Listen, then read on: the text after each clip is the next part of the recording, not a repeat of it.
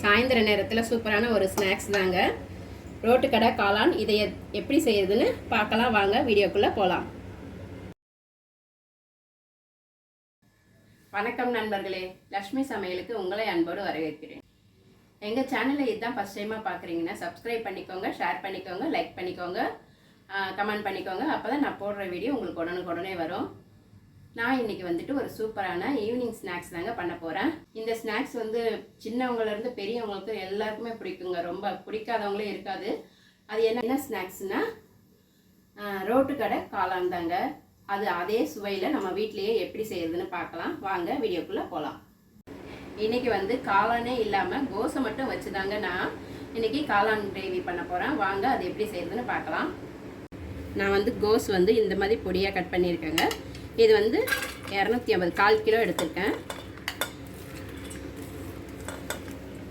நல்லா வாஷ் பண்ணிவிட்டு தண்ணி இல்லாமல் வடிகட்டி எடுத்திருக்கேன். நான் வந்து இதில் 1/2 கப் மைதா போட்டுக்கிறேங்க.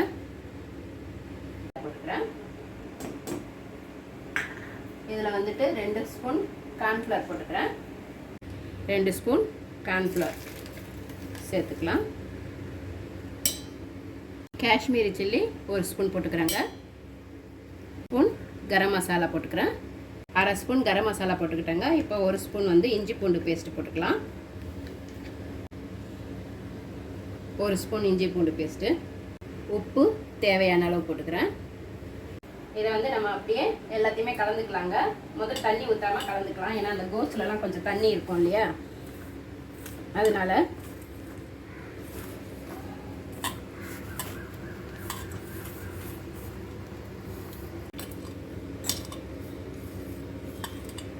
இப்போ கொஞ்சம் கொஞ்சமாக நம்ம தண்ணி ஊற்றிக்கலாம்.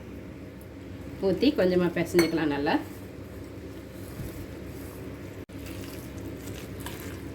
அவ்வளோதாங்க, இந்த மாதிரி தண்ணி ஊற்றி பிசைஞ்சாச்சு. இப்போ வந்துட்டு நான் கலருக்காக அந்த காஷ்மீரி சில்லி போட்டேன். இப்போ வந்து காரத்துக்காக ஒரு 1/2 ஸ்பூன்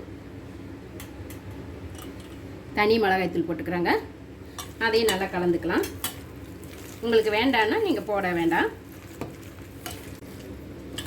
இந்த பாருங்கள், இந்த மாதிரி பிசைஞ்சுக்கணும். ரொம்ப தண்ணி ஊற்றிடக்கூடாது. நம்ம போண்டாக்கெல்லாம் எடுத்து இப்படி போடுவோம் இல்லைங்களா, அந்த மாதிரி இருக்கணும். அவ்வளோதான். நம்ம இப்போ ஒரு கடாயில் எண்ணெய் வச்சுக்கலாம். இதை பொரிச்சு எடுக்க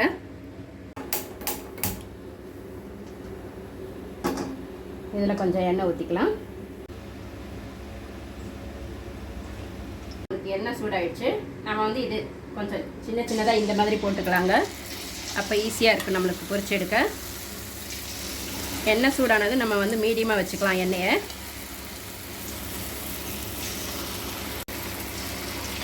நம்ம குட்டி குட்டியாக போட்டால் கொஞ்சம் நல்லாயிருக்கும்.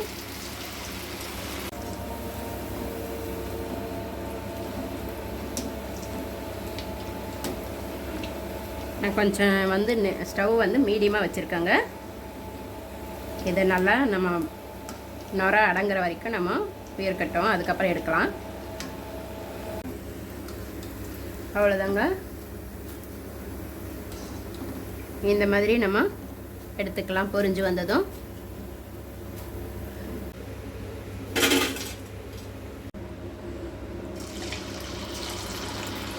நம்ம இருக்கிற மாவு எல்லாமே இதே மாதிரி போட்டு எடுத்துக்கலாம்.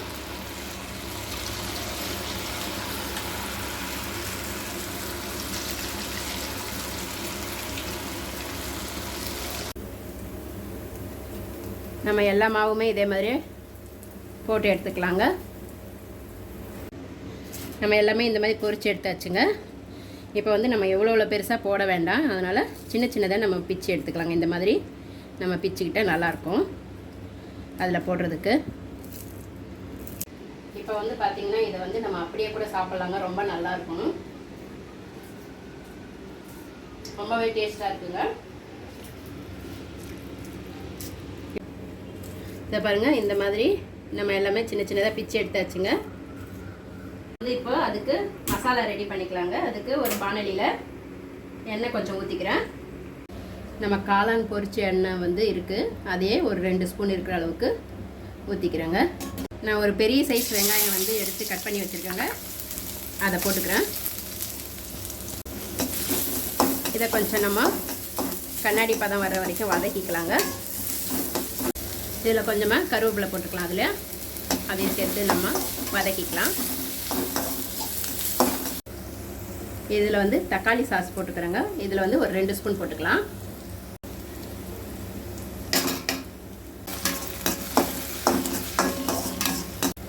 மஞ்சத்தூள் வந்து சும்மா கொஞ்சமாக போட்டுக்கலாங்க. மிளகாத்தூள் வந்து ஏற்கனவே நம்ம அதில் போட்டிருக்கோம். அதனால் நான் இந்த ஸ்பூனில் ஒரு ஸ்பூன் போட்டுக்கிறேன். உங்களுக்கு வேணும்னா கொஞ்சம் அதிகமாக கூட போட்டுக்கலாம். இதை நல்லா கலந்து விட்டுக்கலாம். கரம் மசாலா வந்து இதில் வந்து ஒரு 1/2 ஸ்பூன் போட்டுக்கிறேங்க. நம்ம இதுக்கு தகுந்த மாதிரி தான் உப்பு போட்டுக்கலாம். ஏற்கனவே வந்து நம்ம அதில் காரமும் உப்பு போட்டிருக்கோம்.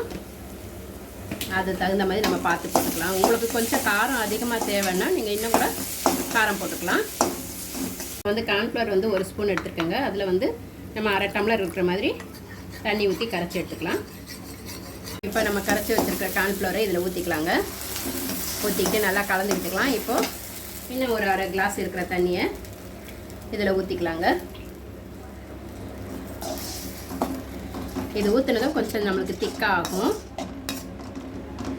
இதை பாருங்கள், இந்த அளவுக்கு நம்மளுக்கு திக்காயிடுச்சு. இது நல்லா கொதி வந்ததும் நம்ம அந்த ஃப்ரை பண்ணி வச்சுருந்த அந்த இதை போட்டுக்கலாம். இதை ஃப்ரை பண்ணி வச்சுருந்த கோஸையும் இதில் போட்டுக்கலாங்க.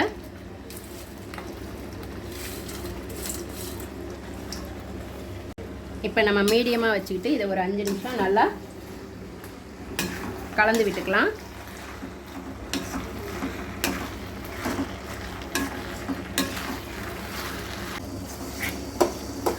நம்மளுக்கு இந்த பெருசாக இருக்கிறத கொஞ்சம் நல்லா நசுக்கி விட்டுக்கலாங்க.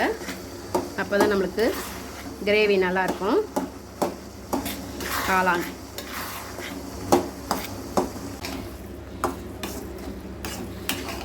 பார்த்திங்களா, அவ்வளோதான். நம்மளுக்கு சூப்பரான ரோட்டு கடை காளான் ரெடி ஆகிடுச்சுங்க. இதை நம்ம வந்து அப்படியே ஒரு தட்டில் மாற்றிக்கலாம். போட்டிருக்கிற கோஸ் அளவு எல்லாமே பார்த்திங்கன்னா நான் 4 பேர் இல்லைன்னா 5 பேர் சாப்பிட்லாங்க. அந்த அளவுக்கு கரெக்டாக இருக்கும். அவ்வளோதாங்க, காளான் ரெடி ஆகிடுச்சு. நம்மளுக்கு இப்போது இது மேலே பொடியாக கட் பண்ணி வச்சுருக்கிற வெங்காயத்தை மேலே போட்டுக்கலாம். நம்ம கடையெல்லாம் வந்து பார்த்திங்கன்னா இந்த மாதிரி தான் சூப்பராக கொடுப்பாங்க. அதே டேஸ்ட்டு தான். இது மேலே கொஞ்சமாக கொத்தமல்லி தூவிக்கலாங்க. நம்ம கடைகளில் வந்துட்டு இந்த மாதிரி கார்ன்ஃப்ளெக்ஸ் வந்து கொடுப்பாங்க. நம்ம வறுத்து போட்டுக்கிட்டோம். உங்களுக்கு வேணும்னா நீங்கள் இந்த மாதிரி கூட போட்டு சாப்பிட்லாம். நம்மளுக்கு இந்த மாதிரி தாங்க நம்ம கடைக்கு கொடுப்பாங்க. வந்து இது எவ்வளோ டேஸ்ட்டாக இருக்குன்னு பார்க்கலாம். நம்ம அந்த கார்ன் வறுத்து போட்டதால் கடையில் சாப்பிட்ற அதே மாதிரியே ஃபீலிங்காக இருக்குது.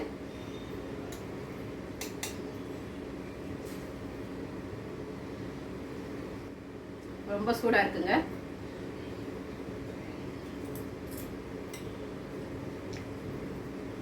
சூடு ரொம்பவே சூப்பராக இருக்குங்க.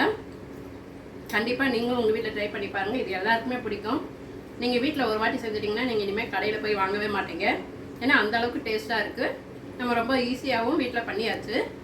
நீங்களும் இதை மாதிரி ட்ரை பண்ணி பார்த்துட்டு எப்படி இருந்துன்னு கமெண்ட்டில் சொல்லுங்கள். கண்டிப்பாக ரொம்ப ரொம்ப நல்லா இருக்குங்க. கண்டிப்பாக நீங்கள் ட்ரை பண்ணி பாருங்கள். அவ்வளோதாங்க. அடுத்த வீடியோவில் வேறு ஒரு டிஷ்ஷோடு சந்திக்கிறேன். நன்றி, வணக்கம்.